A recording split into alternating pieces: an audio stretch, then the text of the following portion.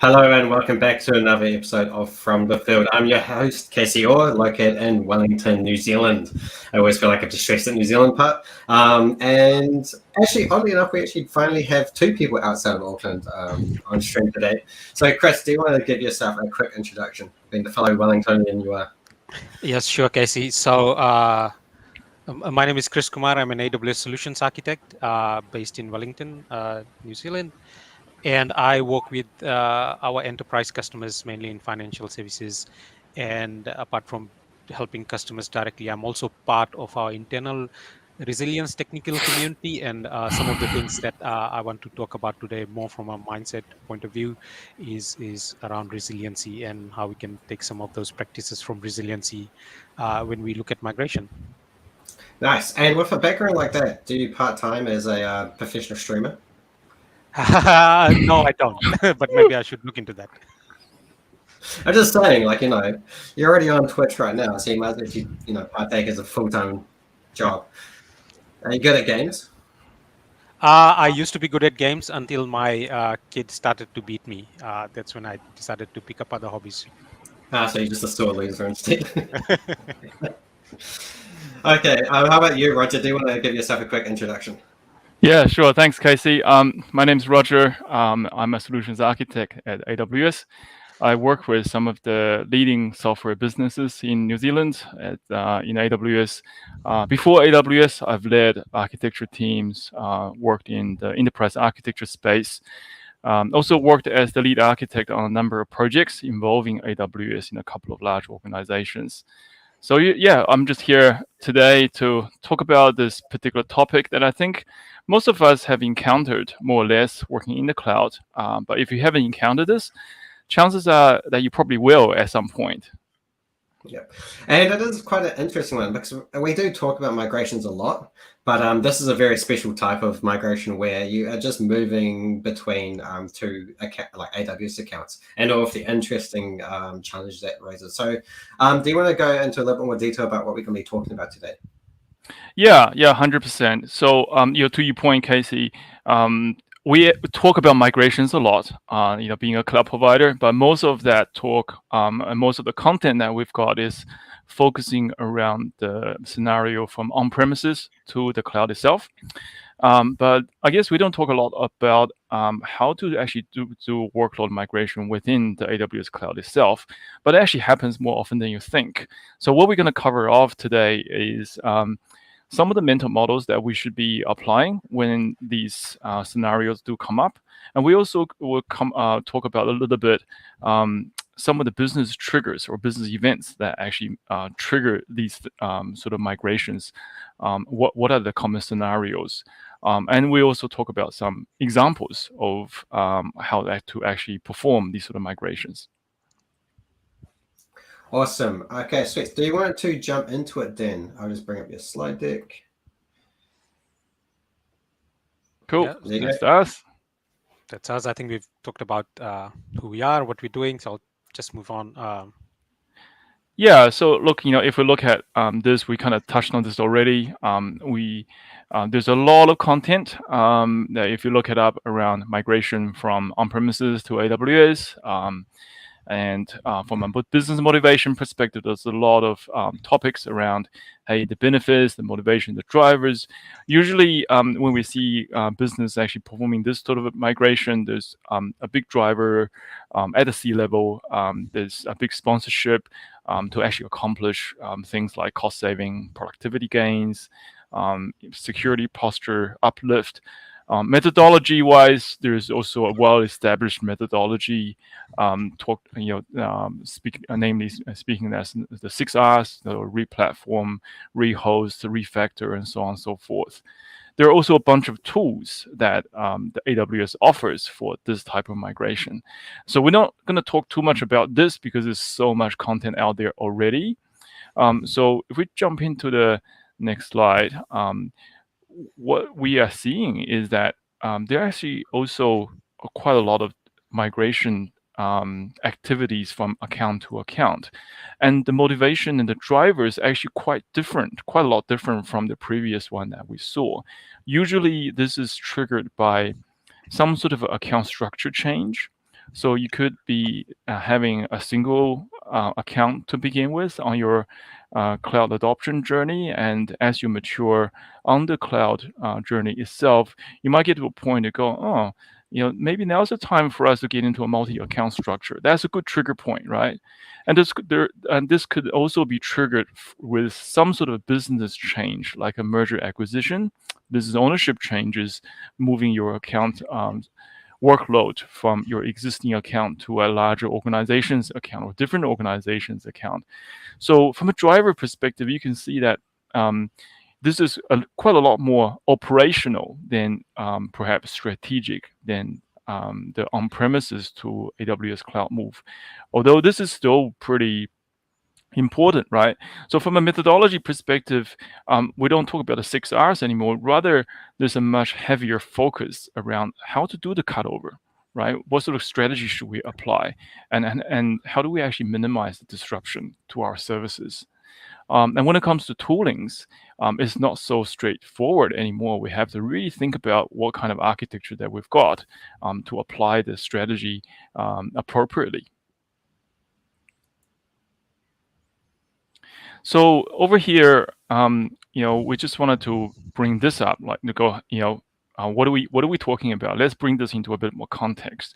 Let's look at this example architecture. So quite a simple, almost like a simple 3-tier architecture. You have your network layer, global accelerator up on top, and you've got a VPC in that. You've got your load balancers, your compute, APIs, workers. You also have serverless Lambda, and at the bottom you've got your storage layer, ranging from Elasticcache for caching to Redis relational database to OpenSearch to file systems like EFS. So starting with this, it can look really simple, but if we jump into the next, we can see that this simplicity can quickly transform into something rather complex, right? So as the organization grows, you might see, oh, right, my simple architecture all of a sudden becomes rather more complex, right? So I might have several environments, different environments, all living in a single account. And I may have done a security review. I go, oh man, that may not be the best security practice, and I want to start looking into getting into a multi-account structure, right? So maybe moving production into a different account, or QA into a different account, and dev into a different account. So something more like this, right? So on the right-hand side, you might be setting up a control tower or an organization within AWS. You want to set up your clean slate, and then moving your workloads across from the existing account on the left to the multi-account structures on the right. So all of a sudden, we're faced with this challenge. We go, okay, we got to do this migration from AWS account to AWS account. How do we actually do it? So Roger, an interesting thing is, like in this example, you've used production, QA, dev.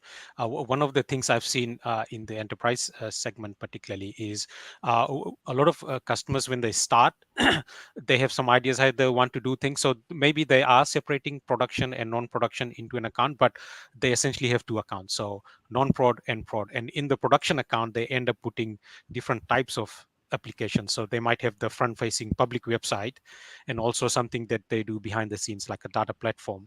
And then all of a sudden, the security requirements and other things, the way they do deployments, the teams that interact with that account is very different.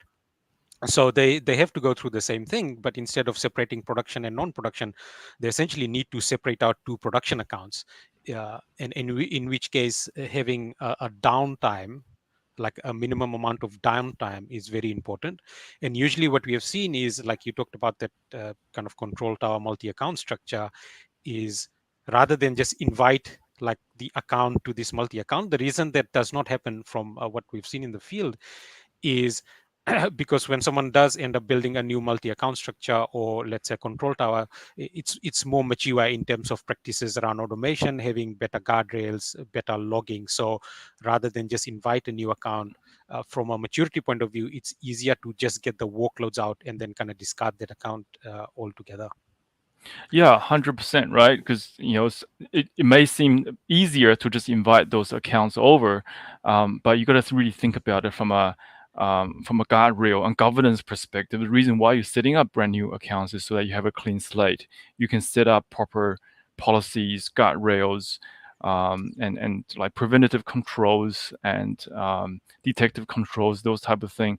The actual policies may be actually very different, to your point, depending on the nature of those production workloads, right?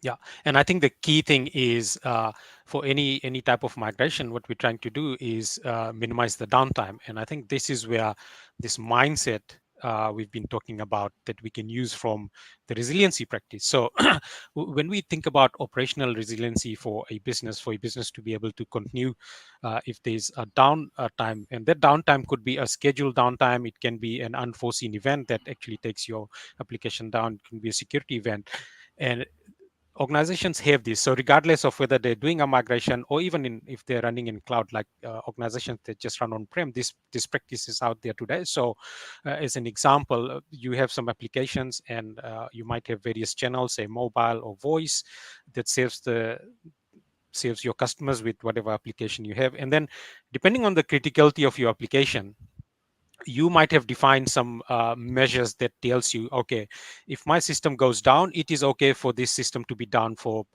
30 minutes or an hour, or in some cases like a minute is what you can sustain for when there's a downtime. And then if there is an event that takes your system down, whether that's scheduled or unscheduled, so a schedule would be something like a migration, a patching, an upgrade, and unscheduled will be some event, some failure. If you're able to bring up your system in that time that you have determined to be a useful measure for your business, then everything is good. But when you're not able to do that, then we start going to this right hand side, what I call the recovery window, towards that kind of the red shade, where not only you will exceed some SLAs that you might have agreed with your customers or other providers, that would then could impose some financial impact because you're not meeting your commitment, or it's making your customers really frustrated, you're losing business. And the longer you're not able to come back online and operate your applications, you get to this really red kind of area where you're doing a lot of harm to the customer. It's all about managing risk now, and also depending on the type of industry you are in. So like I work in financial services with financial services customers, so I know how important this is. If you are a payment provider, then your downtime can not only harm your own business, but it could disrupt the industry because your application is interacting with a lot of other organizations out there that depend on this. So keeping that downtime small is quite important. And Now, to your point, Chris, I think in New Zealand we use a system called FPOS. yes, That is like our payment, like pretty much everyone uses FPOS, and to the point where I don't think anyone really carries much cash anymore. yeah, And when that system goes down, there is like a measurable like downturn in like economic activity. Just yes. because like you go to the store, they're like, oh, we don't take FPOS, and you just turn around and walk right out.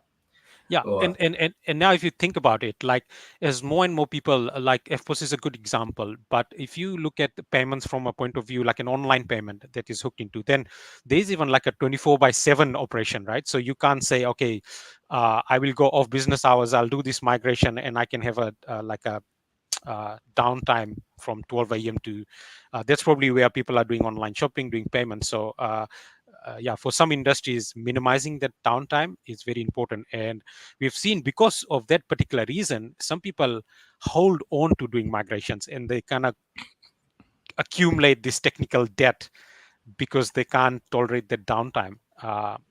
And that's why we think having this kind of resilience, some of the resilience mindsets and practices can help you. So if I look at from a resilience disaster recovery point of view, what we usually say is you have two measures that help you decide how you architect your systems, right?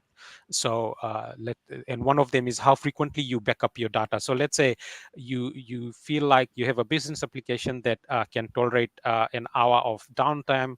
An hour is okay for you to lose some data. Then you might decide to back up your data every hour.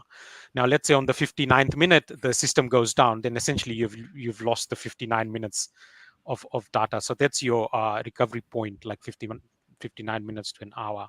And then when the actual disaster happens, then that's when you start to go back and see how do you quickly bring your system up again. And that's the downtime, how quickly, how much time it takes you to recover from your system being down, and what is the cost of that to your business.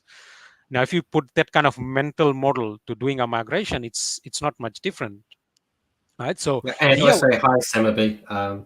Good to actually have you join the stream, and hopefully let us know if this content's been helpful. Yeah. Sorry, Chris. Yes. So it's no different when we talk about migration, right? We can put the same kind of mental model is when you need to do any type of significant migration, especially for a production environment, you probably need to stop user traffic. So that's when your time starts. And then you start doing whatever it takes to do your migration. And then finally you could turn on the switch to the new place. And in the time between you stop the user traffic and when you come back online, that's essentially your downtime. And again, then you as a business would go, okay, given what kind of migration I'm doing, how much downtime can I tolerate? So something like I don't know, like a data platform, probably you could tolerate a longer downtime, but if it's a payment system, then that downtime would be very, very small. So when we have that mental model, then we look at, okay, what are the strategies we can use? So from a disaster recovery point of view, and then the same thing you can use for migration. So you would have defined, okay, for something, I can tolerate 30 minutes, an hour, 2 hours. For other things, 1 minute downtime is all I can tolerate. Then we have this strategy of doing simple things like I can do a backup and I can restore to a new location. So simple, cost effective, but the downside is it takes time. So depending on your data, if it's 2 gigs, it takes a certain amount. If it's 100 terabyte, it totally takes a different amount to do that kind of move. And then on the far right is the scenario where you'd say, actually, I can't really tolerate any downtime, either because of the type of industry I'm in, or maybe it's something that a regulator is telling me that I need to operate. So I run my entire architecture from 2 separate locations, and they are both running in this active-active configuration where if one location goes down, then you can continue to save traffic from this other location. And then in the middle, we have a bit of combination of that. So if I look at pilot light here in this diagram, you are replicating your data to this new location. And maybe you have some automation, you have done the basic configuration, your machines, your virtual machines, let's say your EC2s, your load balancer is all set up, all configured to go, but it's not going. It's in a stop state. But when you need it to go, then with the press of a button or some automation, you can divert the traffic to the new place and everything comes up. The good thing with this model is it's very quick. So we're talking minutes now, but it's also cost effective because in AWS, you only pay for what you use. So you're not actually running the system. So your EC2, for example, is not running. And a variation to that is if you want a faster time to recover from a downtime, is where you'd replicate the data, you have some of the things running, and you could even send some of the traffic there. And this is when we come to migration, why this model could be useful is sometimes when people do migration, it's not a straightforward migration. They try to do some modernization, some refactoring along the way.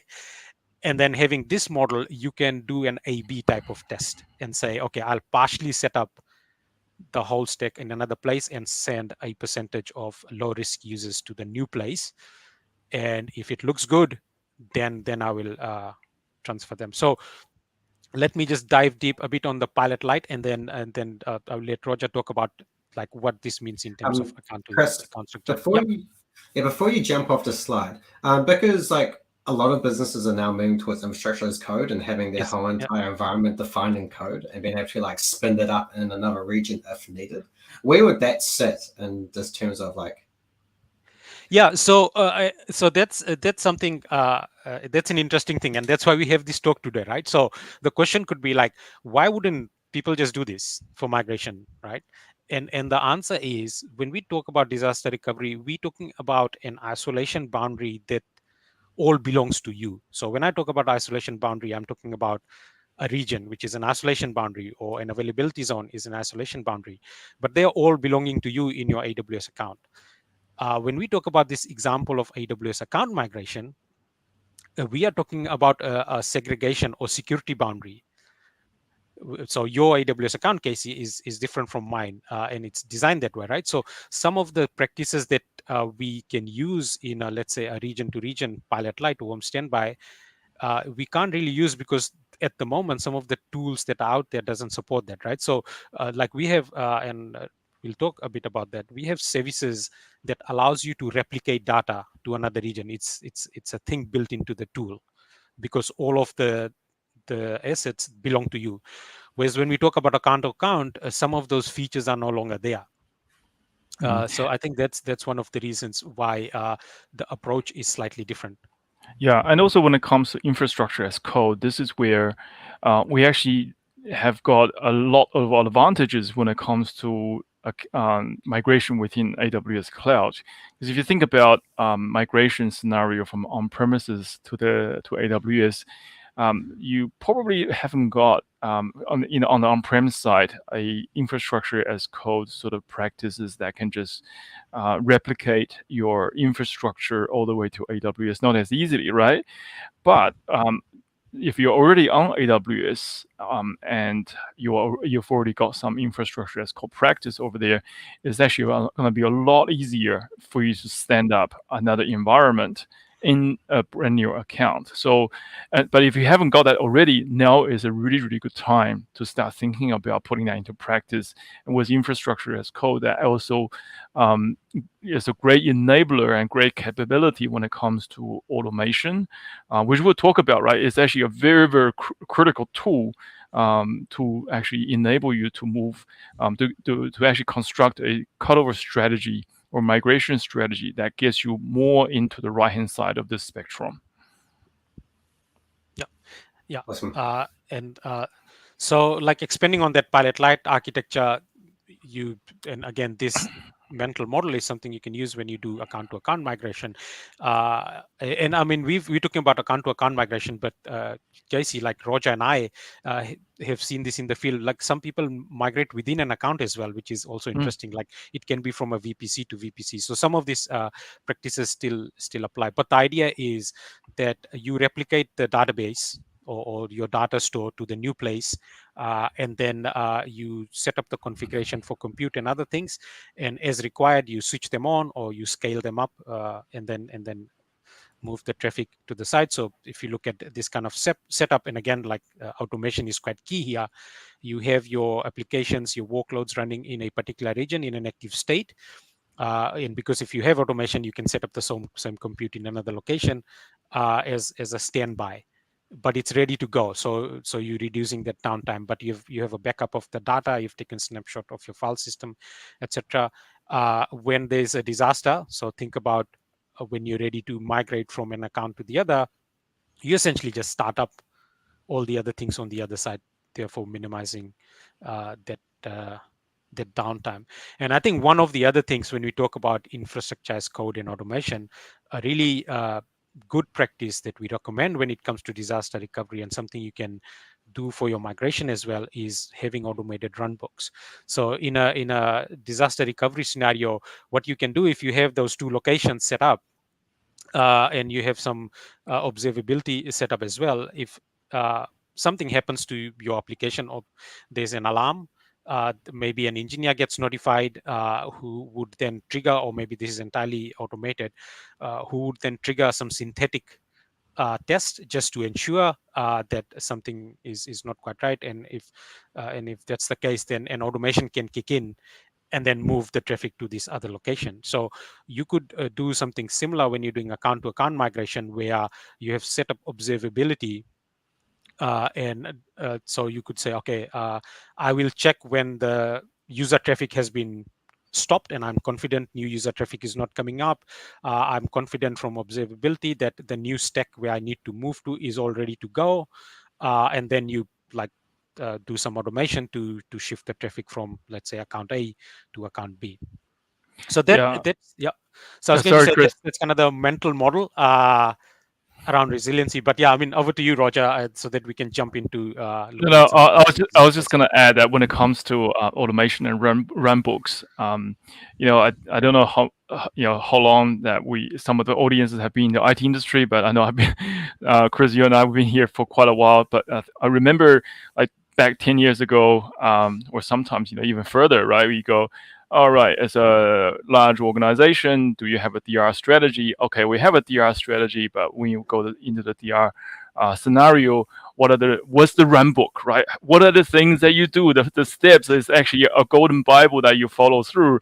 Okay, in a DR scenario, do step number 1, step number 2, step number 3. So that as an example. So that's the sort of run book we're talking about here. However, when it comes to migration, we know that migrations are not easy, right? Can be complex, and we're dealing with potential downtimes. So we want that sort of run books to be as automated as possible and also tested, right? So when it comes to the actual migration, you go, I don't want to just flip the switch and then hope for the best. I want to make sure that I do at least quite a number of dry runs before the actual event. I want to be able to have a rollback scenario, right? Something doesn't go right. I don't want the users to be impacted and still be able to roll back to the original state if something goes wrong. And most of all, I want a run book that's really robust, as automated as possible. Like, so when we actually do this pilot light operation, standing up the infrastructure, activating the traffic, like maybe switching the DNS route, all of that is scripted. So you don't have to actually think, right, on the fly. So I think those are the key messages that we really want to drive home when it comes to performing this kind of migration activity, isn't it?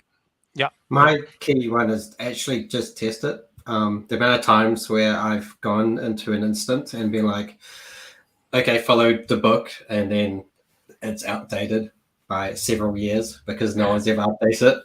And now you're like, well, this is just, we went from stressful to I'm not getting any sleep for the next 2 days. 100%. So moving on, Roger, do you want to discuss this? Cool. Yeah, thanks, Chris. So, so here we're looking at the very same example architecture we had a few slides back, right? So very sort of vanilla 3-tier architecture. So when we are talking about this kind of migration from source to target and start to apply some of the mental models that Chris talked about earlier, right? So, and then when we look at it as an architecture, so there are a few consideration points we really have to really think about. Number one is really around the statefulness of your components. So looking at this architecture, you go, okay, what part of my architecture are actually stateless? Let's look at it and go, okay, my network components, I can just stand it up on the right-hand side, no problem. So like our load balancers, our VPCs, global accelerators, no issues. And hopefully your compute components in your architecture, your Lambdas, your APIs, don't know about the workers if it's like batch-based, but if your compute is stateless, also pretty straightforward. With batch-based workers, you might have to think about during the cutover, what do you do about those batch jobs? And then the really stateful components, like your object storage, S3, your session storage around RDS, sorry, not RDS, Elastic Cache for Redis, your relation database, RDS, OpenSearch, also file systems like EFS. Those sort of stateful components, how do you deal with them when it comes to this kind of migration? And how do you apply those some technology features to ensure you can come up with a cutover migration strategy that's more into the warm zone rather than the cold zone, going back to that diagram that Chris has got.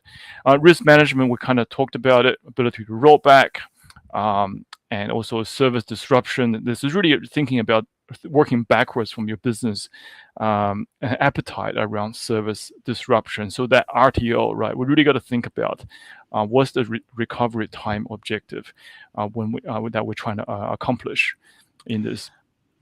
And I think, Roger, one more thing to think about here, especially in an account-to-account migration, is what is allowed in the new account, right? So you've gone from a single account or some sort of to a control tower. There might be some service control policies that restricts you doing certain things that you could freely do in your other environment, right? So I think that's the other where like testing would come into play. All of a sudden you realize that maybe some ports you're using to communicate, maybe you could directly go from like your on-prem machine in your corporate network to a machine on AWS. You can no longer do that because this new account doesn't allow that kind of operation. So you can no longer patch your application the way you might have done in the past. So that is the other consideration around what is allowed in the new account. 100%. So start with your lower environments. Don't start with production, right? Much like chaos engineering, there's a misconception. Oh, we just do it in production straight away. No, we don't want to do that. Cool. So other things you really want to think. Sorry, there was a question. Yeah. If you just go back one, it's more of a something that I want to highlight because I noticed it's going to come up later in well. And you got in there like, what do you store in the cache? Yeah. And this is something that I overlooked. I think the first time we went through this slide deck, and like because a caching is supposed to be ephemeral, like it shouldn't really matter. Like you should just be able to stand up a whole new Elasticache in your other account, and Bob's your uncle. Like you're good to go. And then you brought up that, well, it's actually really commonplace to stick your session tokens or anything like that in the cache. So if you didn't migrate that, what's going to happen? Yeah, 100%. Right. It's like theoretically, what do you store in cache, right? Ephemeral stuff, like you said. But in reality, in the field, we see customers actually use the cache for a variety of reasons. And one of those use cases that we've seen is that the cache being used to store long-lived session tokens, as an example. And let's say you've got a whole lot of devices that has already previously been authenticated. It could be your iPad, it could be your iPhone, what have you.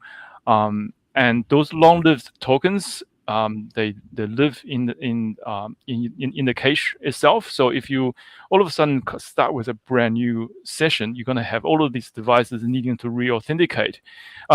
May not be an issue, right? Look, if you have the right authentication, you can still re-authenticate, but it just means that from a scale and customer experience perspective, you just got to really manage it really well and let your customers know, hey, look, this is what's going on. That just heads up. Of course, if that's not the sort of customer experience you want to create, you can follow the backup restore option for Elasticache. So it's really all about the customer experience that you're trying to deliver here, and then business acceptability. Yeah, forcing all of your users to log in and every single device is a fun way to get lots of support requests, by the way. Yeah, and I think that's a key point, right? It's not just about downtime, but the experience that the customers will get. So another example I've seen actually is like a online retail store where your items in your cart is in a cache, right? So if you need to rehydrate your cache, you could probably still do it by going to the database, but the overall effect of that would be probably the entire site becomes slow, and that's probably why the items in the cart was in the cache in the first place. So the users can still do their work, but it's a far worse experience because the entire site is now slow, because for all the users you're needing to go to the database to bring things back and show them what they have in their shopping cart. Yeah, 100%. And look, in this case, I just wanted to drive the other point home, that as architects, we are often quoted asking non-functional requirements, the NFRs. So in this case, particularly so, size really matters, especially when it comes to migration of data. The more data you've got, the more latency you might experience when it comes to the actual migration. We'll talk about that in the following slides. And the last point is, hey, every service is really a little bit different. Like when you look at S3 versus RDS versus Elasticache, they're all going to look drastically different. So understanding your architecture and doing the research upfront is very, very important. So yeah, like with that said, let's move on and have a look at what would happen, in the case of a S3 bucket, right? So S3 bucket, we are quite fortunate. S3 bucket does come with this really cool feature called S3 replication, which allows you to replicate objects from your one bucket to another across accounts, which is really cool. But of course, do your research and understand that there are some quirky little gotchas. So, like with S3 cross-account replication after activation, only new objects are getting replicated. The existing objects, you have to use a S3 batch replication to actually move those objects across.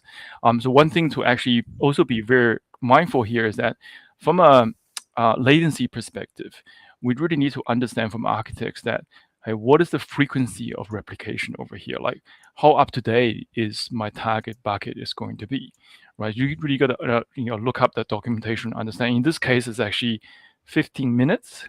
So 15 minutes, going back to that spectrum diagram that Chris shared earlier, we're talking about pilot light, right? So it's not real time, it's not near real time, it's actually up to 15 minutes. And if we move on to RDS, so in this diagram, all right, we've actually used a method called change data capture, so CDC. There are many tools out there, like so some sort of iPaaS platforms as well that can do this type of thing. But in this example, we've actually put in AWS Database Migration Service, in short DMS, which allows you to kind of perform the initial data load as well as the change data capture between Amazon RDS instances across accounts. Of course, you have to also set up the necessary network to allow the instances to actually talk to one another. The reason why we put up this sort of a CDC component in here versus a backup restore is that we really want to make sure database is the heart and soul of your system, right? You want to make sure you minimize your RTO, your recovery time objective over here. So this is with CDC, you're getting a near real-time replication versus backup restore, which could take, depending on how big your database is, it could take tens of minutes, sometimes even longer, right? So that's the example we're looking at. And I think a couple of more things here is like when we're talking about why doesn't some of the existing DR strategies just walk out of the box? This is a good example, right? So why wouldn't you just have a read replica in the other location? But some of those features are not supported across accounts, and that's why you have to look at alternatives.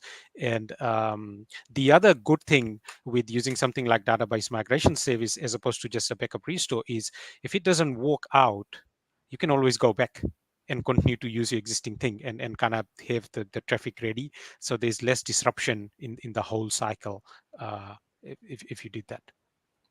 100%. Cool. So next one, we look at EFS. So to Chris's earlier point, there are many great features with services like EFS and RDS. Within a single account, within that one single account, you'll be able to use those features like EFS replication or RDS replica, even Aurora or global tables. A lot of those features are available. But however, when it comes to migration across accounts, given that an account in AWS is a hard boundary, you don't get access to a lot of those fantastic features. So in this case, we have to really think outside the box. We go, how do we actually do the data replication using some other tools, right? So in this case, we are looking at using DataSync, which is a data replication tool, right? That allows you to kind of move data across from different data sources to the other different data sources. And you can do that, in this case, also across accounts.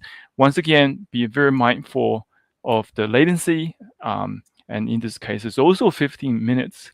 So you're still kind of in the warm zone. So be very mindful of all of these sort of techniques that you're using.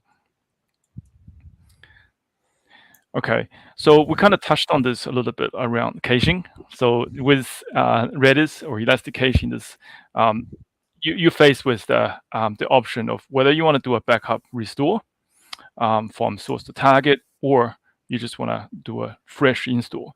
But whichever strategy you choose, really just trying to work backwards from your business outcome, right, or your customer experience.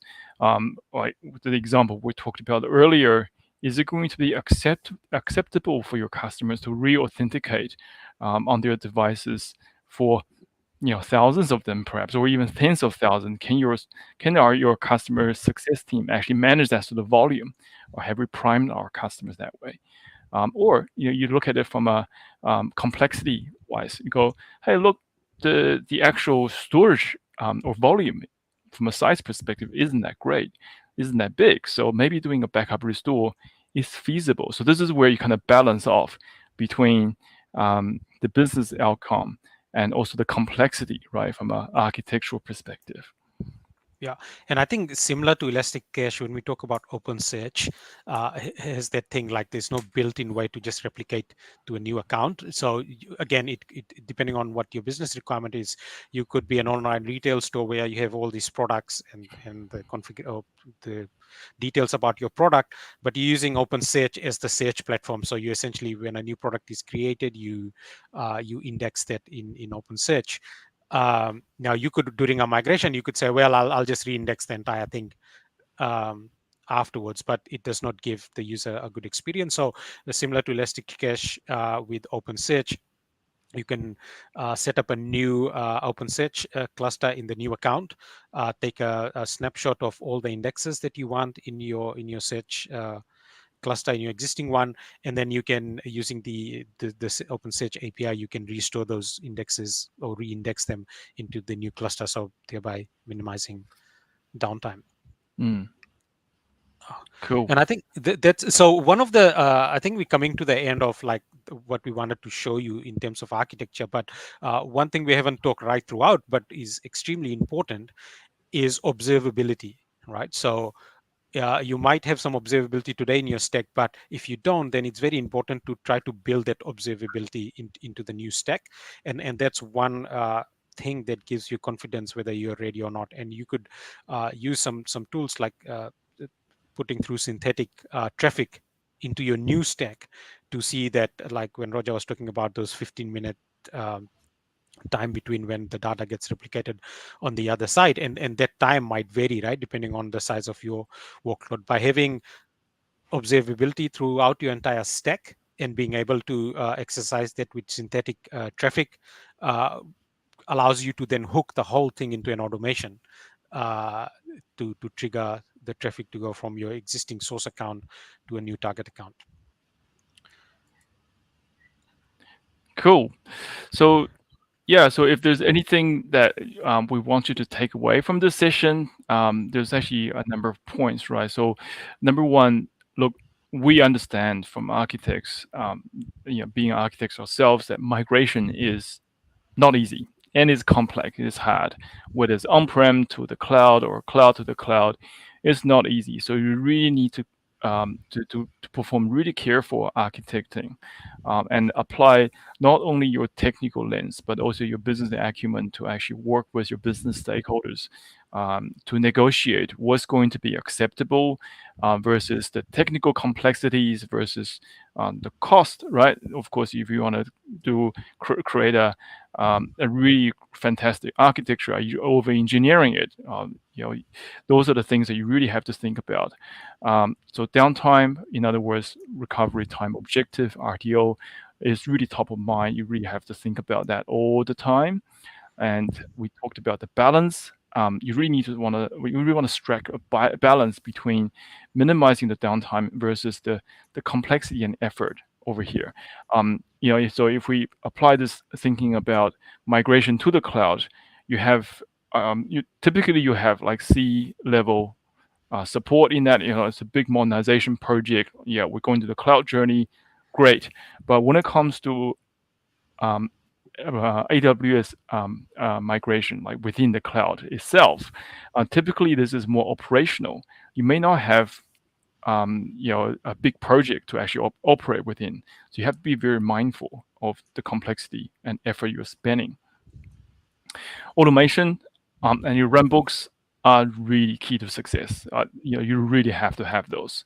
You don't want to make mistakes on this. You want to be able to test it. You want to have You want to have the ability to roll back. In Amazon, we talk about this concept of one-way door, two-way door, one-way door. As those type of doors you go through, and they're hard to reverse. It's very, very expensive to come back. Whereas two-way doors, like rollbacks here, like if something goes wrong, it should be that easy to come back to the original state without or with minimal impact to your customers. And last point, also very, very important, you really have to understand your architecture. And every service is very different. There may be different ways to actually accomplish the same outcome. And every service, like Aurora as the example, you may be able to come up with innovative approaches for doing Aurora migrations using service called Resource Access Manager, in which you can actually share the Aurora instances and create a read replica in a different account. So every service is different. Do your research and also talk to your AWS account team to actually bounce some ideas with your account team, right? So anything else to add here from Chris from a takeaway? Yeah, so I think one of the things like we've been doing migrations forever since we've had technology, right? And the reason is because there's something new and better that comes along, and then we realize now it's time to move to that new and better thing. And one measure I've always seen of a good architecture is how does it adapt to change, right? So, and for example, if you have a loosely coupled architecture, it's probably slightly easier to migrate that because you can do the separate components, and because it's loosely coupled, then maybe you have some eventual consistency in your architecture that you can deal with. So I think even if you're not doing a migration now, when you are doing a new workload, that's probably one thing to think about from an architecture point of view. Like, how would this adapt to a change where the change is just not refactoring the application, but the change might be to actually migrate this. So I think that's another point when it comes to architecting on AWS.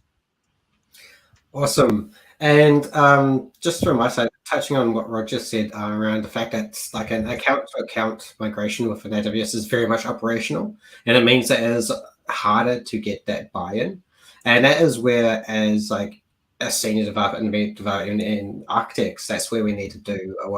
I think there's a book on it called The Architect Elevator, where you have to be able to go all the way down into the engine room, get the requirements, figure out what's going on, figure out what developer has made a random undocumented change, and then also then go all the way up to the executive level and be able to articulate the pros, cons, and risks to them so they can actually start being brought along the journey as well. Because at the end of the day, like the executives and the senior managers, they aren't stupid by any means, but and they don't necessarily have to understand like the low-level concepts you're talking about. When you bring them up and show them, like, hey, if we do this, this is the impact that's going to be to the customer. This is the impact that's going to be to the business. This is what's going to. This is like what it's going to unlock for the business, etc., going down that stuff. And that is where I see that the real big difference between an inexperienced architect and an experienced architect is the ability to decouple the low-level concepts and then deliver a high-level abstraction without losing a lot of that meaning. And with that, I say we are coming up to time. If you do have any questions, do throw them into the chat right now. Is there any things that you want to wrap up with, Roger and Chris, before we move on? Yeah, I think just want to throw in there, like, I know this is mostly architectural talk, and if you haven't experienced this sort of migration, actually is more common than you think.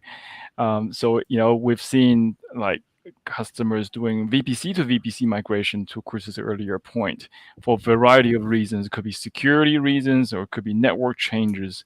And account-to-account migration also happens a lot more often than you think. And actually, I think as an architect here working for AWS, I think this kind of migration is should probably be more celebrated, because this type of migration, when it happens, usually signifies the uplift in maturity of a particular customer's architecture or their cloud adoption journey. So it really should be more celebrated than perhaps it is today. Yeah, and I think the thing is, like, when Roger and I started to talk about this, and until we started to talk about this, we thought like this is 1 or 2 customers. But actually, yesterday I talked to a customer who wants to migrate from one account to another. So I think this is also a very common thing. And when we individually talk to customers, sometimes they feel they are the only ones doing this, but a lot of people are doing this. So just sharing this knowledge within your own communities is a good way to kind of celebrate that yes, you can do these kind of things in a meaningful way, and it takes you to a better place. Yeah, very much so, especially in the SMB world where everyone starts off a single account, no one goes directly to multi-account, or very rarely do they. So nearly every single SMB goes through this. So yeah, it is definitely a much wider issue. And that's why I'm going to say thank you, Roger and Chris, for being on From the Field and sharing your knowledge.